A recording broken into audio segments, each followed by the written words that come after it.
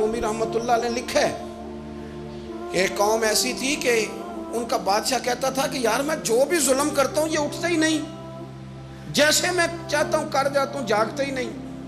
तो शहरों के दरवाजे होते थे, उसने कहा कि एक एक बंदा दरवाजे पे खड़ा करो, जो आदमी अंदर दाखिल हो 20 जूते मारो, और जब बाहर निकले फिर मारो। उसका ख्याल था कि ये जाग जाएंगे, ये मुझे कहेंगे कि क्यों मैं जूते लग रहे हैं, आप बर्दाश्त करते नहीं, महंगाई हो जाए तब भी बर्दाश्त करते हो, जो हो जाए। तो उसने कहा शायद जाग जाए।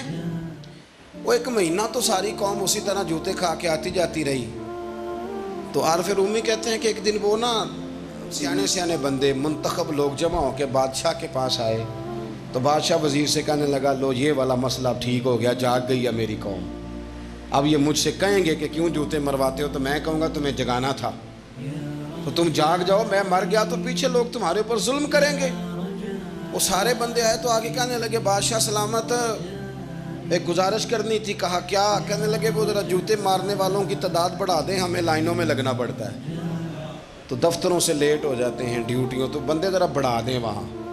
तो बादशाह कहने लगा, ओहो अब ना मेरा मिजाज नहीं, लेकिन मुझे ऐसे लगता है कि हम भी ना इल्ला माशाअल्लाह, हम भी कहते हैं मारो सही जूते पर, ज़रा लाइन में ना लगाओ, अलग अलग करके अकेले अकेले करके। सुनो, बुज़दिल कौमें दुनिया में अपनी आने वाली नस्लों को गुलाम बना जाती हैं।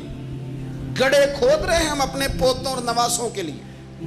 जितना जुल्म मैं और आप सह रहे हैं, इससे 11 गुना अगली नस्लें सहेंगी, याद रखना। किसी ने कहा था हज़रत अली से कि अगर सारी नस्ल कुर्बान हो गई तो क्या करोगे? तो मौला अली कहने लगे, एक सीज़न की फसल दे के अगर क़यामत तक की सारी फसलें बच जाएं तो सौदा महंगा नहीं। एक फसल ज़ाया करके आने वाली बच जाए तो सौदा महंगा। किसी ने तो आगे बढ़ना है ना, किसी ने तो। ये कसूर में 3-4 बच्चे फिर कत्ल हो गए, कल की बात है ना। अभी ज़ैनब को लोग भूले नहीं और एक नया मसला बन गया। खुदारा कब तक, किस वक़्त तक, कब तक यानी ये निज़ाम चलेगा? अपनी खुददारी की हिफाजत मैंने और आपने खुद करनी। हम बच्चों को बुज़दिल बना रहे हैं। हमारे तो एक गुंडा होता है तो कई शहरों को उसने आगे लगाया होता है, कोई पूछने वाला नहीं। अगर आपके अंदर मेरे अंदर हिफाजत खुददारी नहीं जागेगी, खबरदार जी, बच्चों को धूप लगती है तो ये तो फिर ऐसे ही रहेंगे। सुनो हदीस मुबारका, तिरमिज़ी की हदीस है, सल्लल्लाहु ताला नबी करीम सल्लल्लाहु, ये हदीस पाक ना कहीं दिल की तख्ती पे लिख लेना, ये तिरमिज़ी शरीफ में मौजूद है, ये कहीं दिल की तख्ती पे लिख लेना। हुजूर ने फरमाया, मन कुतिला दूना मालिही फहुवा शहीद। क्या खूबसूरत अंदाज है मेरे नबी पाक। हुजूर फरमाने लगे, जो शख्स अपने माल की हिफाजत करता करता मर गया, वो आम मौत नहीं मरा, शहादत की मौत मरा है। ऐसे करके प्लेट में रख के नहीं चोर को दे देने पैसे। हाँ, अगर आप निहत्ते हैं, उसके पास असला है, तो फिर बात और है, फिर जान बचाने की अहमियत ज़्यादा है। लेकिन आप ताकत इकट्ठी करें। ये क्या बात हुई कि चोर आया और लेके चला गया? फरमाया, मन कुतिला दून मालहू फहुवा शहीद। जो अपने माल की यानी जायज पैसे उसने कमाए, ऐसे ही को ले जाए। फरमाया, जो अपने माल की हिफाजत करते हुए मर गया, तुम्हारे नबी का वादा है, वो शहादत की मौत मरा, गोया अल्लाह उसे बगैर हिसाब किताब जन्नत अता करेगा। और हुजूर फरमाने लगे, व मन कुतिला दूना दमी ही फहुवा शहीद। फरमाया, जो आदमी अपनी जान की हिफाजत करते हुए मर गया, किसी ने उस पर हमला किया, उसने जान बचाई, लड़ा और मर गया, आम मौत नहीं मरा। हुजूर फरमाते हैं, मेरा वादा है वो शहादत की मौत गया। सियासता की रवायत पढ़ रहा हूँ। और हुजूर फरमाते दीन ही फहुवा शहीद, जो अपने मजहब की हिफाजत करते हुए मरा। जरा तरतीब देखो, पहले नंबर पे हुजूर ने माल का नाम लिया है, दूसरे नंबर पर रसूल करीम अलैहिस्सलाम ने जान का नाम लिया, और दीन का नाम तीसरे नंबर पे लिया है।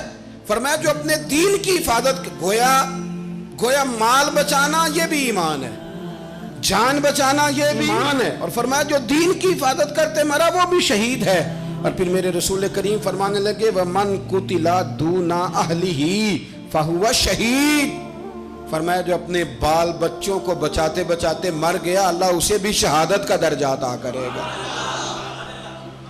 जो शख्स مال بچاتے دنیا سے چلا گیا وہ بھی شہید، تو جان بتاتے چلا گیا وہ بھی، تو پلیٹ میں رکھ کے دینا شروع کر دیا سارا کچھ پلیٹ میں۔ فرمایا جو آدمی اپنی جان بچاتے چلا گیا شہید، دین بچاتے چلا گیا شہید، گھر والوں کو بچاتے چلا گیا۔ نبی کریم علیہ السلام کی خدمت میں ایک صحابی نے عرض کی حضور اگر کو میرا مال چھیننا چاہے تو حضور نے فرمایا مقابلہ کر، مسلم شریف کی حدیث ہے، مقابلہ کر۔ عرض کی حضور اگر اس نے مجھے قتل کر دیا تو حضور فرمانے لگے رب تجھے شہادت کا درجہ دے گا۔